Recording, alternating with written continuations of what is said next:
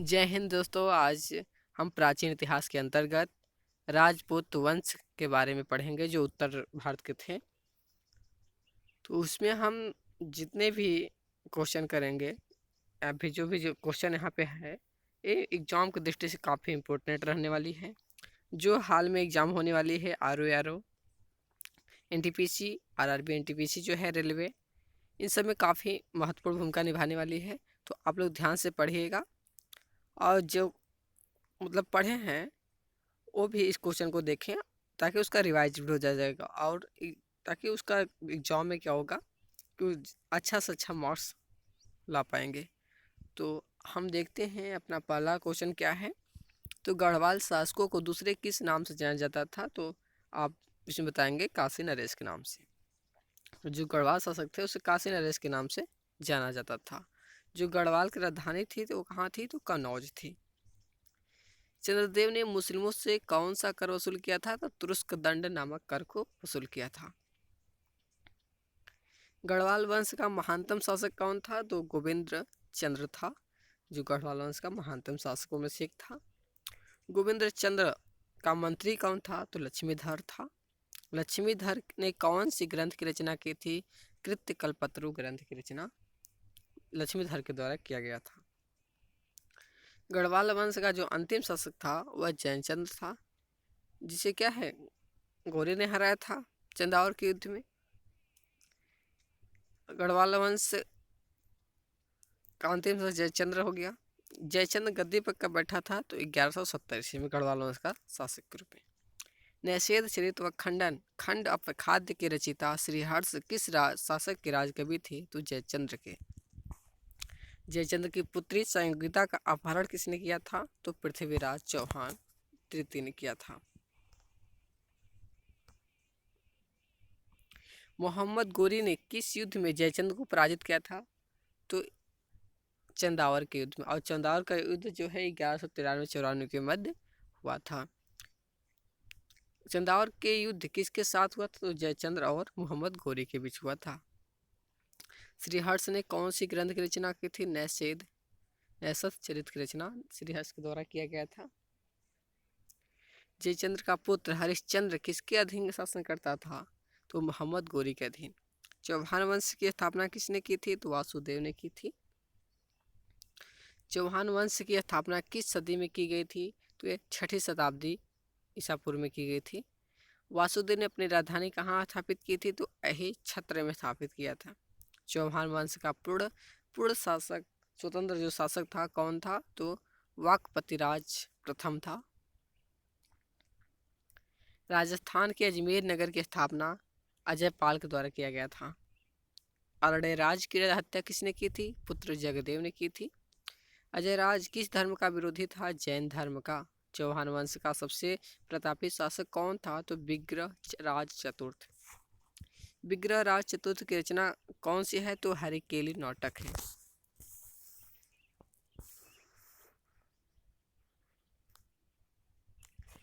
सोमदेव ने कौन सी ग्रंथ की रचना की थी? तो ललित विग्रह की।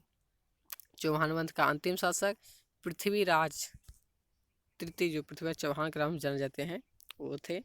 मोहम्मद गोरी को 1178 में किसने हराया था? तो गुजरात के चालुक्य शासक मूलराज द्वितीय ने। चंदेल शासक परमारदेव को किसने हराया था, जिसमें अल्लाह एवं उदल भी मारे गए थे? पृथ्वीराज तृतीय ने। चंदेल के शासक क्या थे? परमादेव। इसी को हराया था पृथ्वीराज तृतीय ने, और इसमें अल्लाह उदल भी मार दिए गए थे। उत्तरायण का प्रथम युद्ध कब हुआ था? 1191 ईस्वी में, जिसमें क्या है गोरी क्या है पराजित होता है और पृथ्वीराज चौहान एंड मोहम्मद गोरी के बीच हुआ था। उत्तरायण का प्रथम युद्ध किसकी हार हुई थी? मोहम्मद गोरी की। उत्तरायण का जो द्वितीय युद्ध हुआ था 1192 ईस्वी में हुआ था, और इस युद्ध में पृथ्वीराज चौहान तृतीय की हार होती है। पृथ्वीराज चौहान का दरबारी कवि कौन था? तो चंद्रबरदाई था। चंद्रबरदाई ने किस ग्रंथ की रचना की थी? पृथ्वीराज रासो की। प्राचीन भारत का प्रथम हिंदी कवि किसे कहा जाता है? तो चंद्रबरदाई को। हिंदी भाषा का प्रथम महाकाव्य किसे कहा जाता है? तो इसमें हम कहेंगे पृथ्वीराज रासो को। हिंदी भाषा का प्रथम महाकाव्य है। और उसका कवि कौन है? चंद्रवरदाई। पृथ्वीराज विजय की रचना की गई राजकवि जैनक द्वारा। रणथंभौर के जैन मंदिर का शिखर किसने बनवाया? कहें तो यह हो जाएगा पृथ्वीराज चौहान ने। परमार वंश का संस्थापक कौन था? तो उपेंद्रनाथ यानी कृष्णराज था। परमारों की राजधानी कहाँ थी? तो उज्जैन थी। परमार वंश का प्रथम स्वतंत्र एवं वातापी शासक कौन था? तो सियक था। प्रारंभिक परमार किसके संबंध थे? तो राष्ट्रकूटों के। परमार शासक मुज्ज ने किसको हराया था? तो हुड्डों को हराया था। परमार शासक मुज्ज ने चालुक्य शासक तैल द्वितीय को कितनी बार पराजित किया था? 6 बार।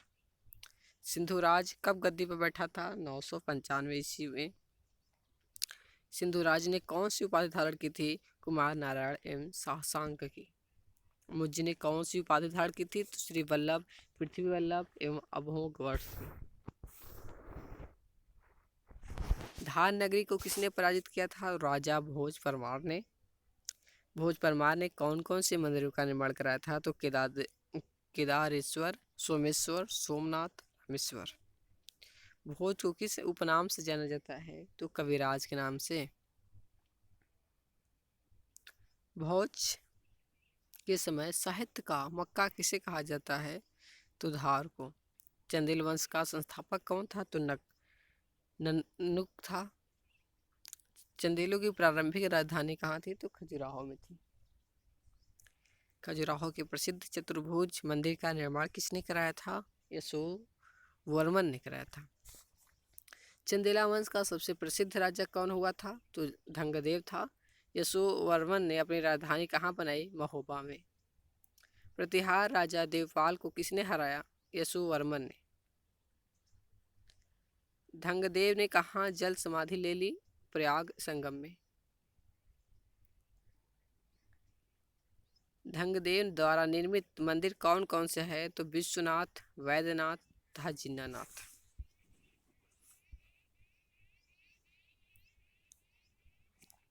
चंदेल शासकों द्वारा बनवाए गए मंदिर कहाँ है? तो खजुराहो में है। शाही वंश की सहायता के लिए मोहम्मद गजनी के विरुद्ध सेना किसने भेजी? गंडदेव ने। चंदेल वंश का अंतिम शासक कौन था? तो परमार देव था। सोलंकी वंश की स्थापना कब होती है? 942 ईस्वी में। सोलंकी वंश की स्थापना किसने की? मूलराज प्रथम ने। सोलंकी वंश की राजधानी कहाँ थी? तो अनहिलवाड़ में थी। कलचुरी वंश को अन्य किस नाम से जाना जाता है? तो है के नाम से जाना जाता है। कलचुरी के चेदी राजाओं को किस रूप में जाना जाता है? तो डाहल मंडल के राजा के रूप में। कोक्कल प्रथम किससे वैवाहिक संबंध स्थापित किया? तो चंदेल तथा राष्ट्रकूट शासक की वंशों से। कलचुरी वंश का शासक कौन था? विजय सिंह था। चंदेल राजा त्रिलोक्य वर्मन ने कलचुरियों को पराजित किया कर किस पर अधिकार किया था? डाहल मंडल पर। कलिंगाधिपति की उपाधि किसने धारण की थी? तो कर्णदेव ने की थी। सामंत सेन का उत्तराधिकारी कौन हुआ? विजय सिंह था। सेन वंश की राजधानी कहाँ थी? लखनऊती में। विजय सिंह का उत्तराधिकारी कौन हुआ? तो बल्लाल सेन। विजय सेन का उत्तराधिकारी कौन हुआ? तो बल्लाल सेन हो गया। बल्लाल सेन द्वारा रचित प्रचलित ग्रंथ था दान सागर एवं अद्भुत सागर। बल्लाल सेन की क्या है? बल्लाल सेन किस प्रथा को बढ़ावा दिया था? जाति प्रथा एवं कुलीन प्रथा को। आय सप्तशती की रचना किसने की थी? गोवर्धन ने की थी। गढ़वाल वंश की स्थापना कब हुई थी? 1080 से 85 के बीच में। गढ़वाल वंश का संस्थापक कौन था? तो चंद्रदेव था।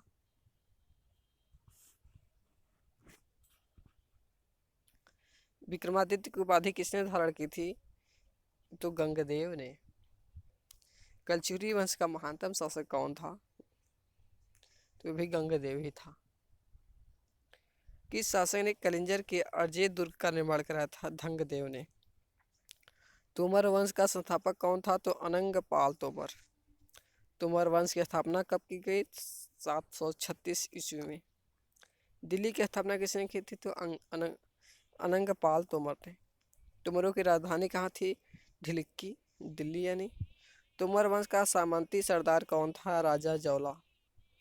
तो तोमर किस धर्म के अनुयायी थे? वैष्णव धर्म। सिसोदिया वंश किस कुल से है? तो राजपूत सूर्यवंशी कुल से। सिसोदिया वंश का शासक कहाँ था? मेवाड़ में। सिसोदिया वंश की राजधानी कहाँ थी? चित्तौड़। विजय स्तंभ का निर्माण किसने कराया था? राणा कुंभा ने। विजय स्तंभ कहाँ स्थित है? तो चित्तौड़गढ़ में। राजा कुंभा सबसे ज्यादा शौकीन था संगीत का। खतौली का युद्ध किसके बीच हुआ था? रणसंगा एवं इब्राहिम लोदी के बीच, जिसमें कब हुआ था? तो 1518 ईस्वी में। सिसोदिया वंश का सबसे प्रतापी शासक कौन हुआ? तो महाराणा प्रताप। 1576 ईस्वी का प्रसिद्ध हल्दी घाटी का युद्ध किसके बीच हुआ था? तो अकबर और महाराणा प्रताप के बीच। महाराणा प्रताप का पराक्रमी सेनापति कौन था? तो झाला सरदार। अब जो महाराणा प्रताप के घोड़े का क्या नाम था? चेतक। ये क्वेश्चन बार बार पूछा जाता है एग्जाम में, क्या है क्वेश्चन बार बार रिपीट होता है। 1576 का प्रसिद्ध हल्दी घाटी का युद्ध किसके बीच हुआ था? तो अकबर और राणा प्रताप के बीच। महाराणा प्रताप का हो गया। लक्ष्मण सेन कब गद्दी पे बैठा था? तो 1178 ईस्वी में। लक्ष्मण सेन का दरबारी कवि कौन था? तो जयदेव था। विजय सेन कौन सा धर्म का अनुयायी था? शैव धर्म का। देवपाड़ा में झील एवं शिव का मंदिर का निर्माण किसने करवाया था? तो विजय सेन ने।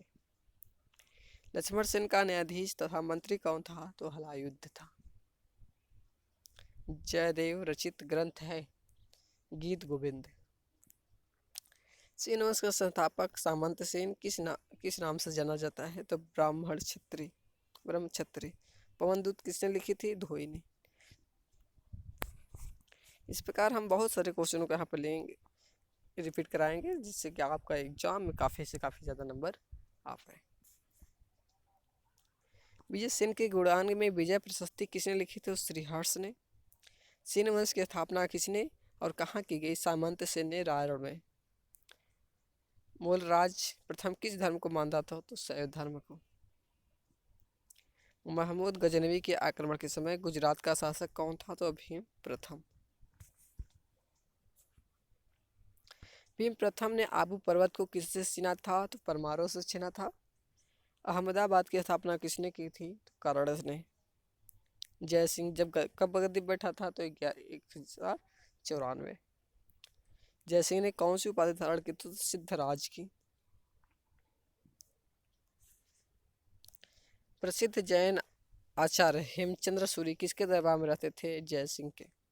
सिद्धपुर का प्रसिद्ध रुद्र महाकाल मंदिर का निर्माण किसने करवाया? जय सिंह सिद्धराज ने। चालुक्य शासक कुमारपाल को जैन धर्म के प्रभाव में किसने लाया? हेमचंद्र सूरी ने। सभी चालुक्य शासक किसके उपासक थे? शिव के। 1178 ईस्वी में आबू पर्वत के निकट मोहम्मद गोरी को किसने हराया था? मूलराज धृति ने। गुजरात का अंतिम हिंदू शासक कौन था? तो कर्ण था। कर्ण जो धृति था वह गुजरात का अंतिम हिंदू शासक था। वस्तुपाल एवं तेजपाल किसके मंत्री थे? भीम धृति के। माउंट आबू पर बिमल का जैन मंदिर किसने बनवाया था? तो बिमल शाह, वस्तुपाल एवं तेजपाल ने। इसने माउंट आबू पर्वत पर एक मंडल का निर्माण कर अपने सातों पूर्वजों की गजारोही मूर्ति की स्थापना की? तो जयसिंह ने किया था। सिंधराज ने मोढेरा का सूर्य मंदिर किस राजाओं ने बनवाया था? तो सोलंकी राजाओं ने। कलचुरी वंश की स्थापना कब हुई थी? 845 ईस्वी में। कलचुरी वंश का संस्थापक कौन था? कोक्कल प्रथम था। कोक्कल प्रथम था। हम क्या है राजपूत राजवंश के बारे में पढ़ लिए जो उत्तर भारत के थे। अब हम आगे क्या पढ़ेंगे? त्रिपक्षीय संघर्ष जो पाल प्रतिहार राजपूत वंश से थे उसके बारे में। किस पर स्वामित्व के लिए पाल प्रतिहार एवं राष्ट्रकूट के बीच त्रिपक्षीय संघर्ष हुआ था? तो कन्नौज। इस पे स्वामित्व स्थापित करने के लिए इन तीनों के बीच क्या हुआ? युद्ध हुआ था, त्रिपक्षीय युद्ध हुआ था। अग्निकुल के राजपूतों में सर्वाधिक प्रसिद्ध राजपूत राजवंश कौन था? तो प्रतिहार थे। अग्निकुल त्रिपक्षीय संघर्ष की पहल किसने की थी? वत्सराज ने। त्रिपक्षीय संघर्ष का आरंभ 8वीं शताब्दी में किया गया था। त्रिपक्षीय संघर्ष का आरंभ और अंत किस राजवंश ने किया? प्रतिहार राजवंश। गुर्जर प्रतिहार वंश की स्थापना किसने किया था? नागभट्ट प्रथम ने किया था। वत्स राजगद्दी पर कब बैठा? 785 ईस्वी पूर्व में। पाल वंश का संस्थापक कौन था? तो गोपाल था। पाल वंश की स्थापना कब की गई? 750 में। गोपाल किस धर्म का अनुयायी था? बौद्ध धर्म का था। गोपाल का उत्तराधिकारी हुआ उसका पुत्र धर्मपाल। कौन धर्मपाल को किसने पराजित किया? नागभट्ट द्वितीय एवं राष्ट्रकूट नरेश ध्रुव ने। उत्तरापथ स्वामीन धर्मपाल को किसने कहा? ढोढव कवि ने।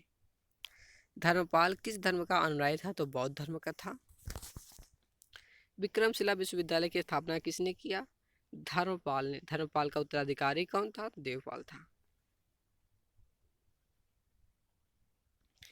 किस देवपाल को भारत का सबसे शक्तिशाली शासक बताया गया? तो अरब यात्री सुलेमान ने। मिहिर भोज ने किसकी उपाधि धारण की थी? तो आदि वराह की। प्रतिहार साम्राज्य का विस्तार मगध एवं उत्तरी बंगाल तक किसने किया? महेंद्रपाल ने। महेंद्रपाल के गुरु कौन थे? तो जयशेखर। काव्य मीमांसा एक कर्पूर मंजरी किसकी प्रसिद्ध कृति है? राजशेखर की। महेंद्रपाल के बाद कौन शासक बना? महिपाल। बगदाद निवासी अल मसूदी किसके समय में भारत आया था? तो महिपाल के शासनकाल में। राष्ट्रकूट वंश की स्थापना कब की गई? 752 ईस्वी में। राष्ट्रकूट वंश का संस्थापक दंती दुर्ग था। दंती दुर्ग ने अपनी राजधानी कहाँ बनाई? तो मान्य खेत मालखंड में। दंती दुर्ग ने कहाँ हिरण्यगर्भ दान किया था? तो उज्जैनी में। दंती दुर्ग ने कौन कौन सी उपाधियां धारण की? महाराजाधिराज, परमेश्वर एवं परमा भट्टारक की। दंती दुर्ग का उत्तराधिकारी कौन हुआ? तो कृष्ण प्रथम था। चंद्रबरदाई के पृथ्वीराज रासों के अनुसार परमार, प्रतिहार, चालुक तथा चौहान किससे उत्पन्न हुए थे? अग्निकुंड से। पाल नरेश धर्मपाल को किसने पराजित किया था? तो वत्सराज ने। नागभट्ट द्वितीय किसका पुत्र था? वत्सराज का। मुंगेर के समीप धर्मपाल को किसने पराजित किया? तो नागभट्ट द्वितीय ने। प्रतिहार वंश का सर्वाधिक प्रतापी एवं महान शासक कौन हुआ? तो मिहिराज भोज। बंगाल का प्राचीन नाम क्या था? गौड़ था। पाल वंश का अंतिम शासक कौन था? तो मदन पाल था। ध्रुव को किस उपनाम से भी जाना जाता है? धारावर्ष। ध्रुव का उत्तराधिकारी कौन हुआ? तो गोविंद तृतीय था। गोविंद तृतीय किस युद्ध में धर्मपाल था? प्रतिहार नरेश नागभट्ट द्वितीय को पराजित कर कन्नौज पर अधिकार कर लिया। चक्रा युद्ध। गोविंद तृतीय के बाद राजगद्दी पर कौन बैठा था? तो अमोघ वर्ष 814 ईस्वी पूर्व में। राष्ट्रकूट काल में राष्ट्र का प्रधान कहलाता था राष्ट्रपति। अमोघ वर्ष ने किसकी रचना की थी? तो कविराज मारू की। अलम सुदी किस शासक के समय भारत आया था? तो इंद्र तृतीय के समय में। अलम सुदी ने तत्कालीन भारत का सर्वश्रेष्ठ शासक किसे कहा गया है? तो इंद्र तृतीय को ही। मिहिर भोज को किससे पराजित होना पड़ा? पाल नरेश धर्मपाल से एवं राष्ट्रकूट नरेश ध्रुव से। अरबी यात्री सुलेमान किसके शासनकाल में भारत आया था? तो मिहिर भोज के शासनकाल में।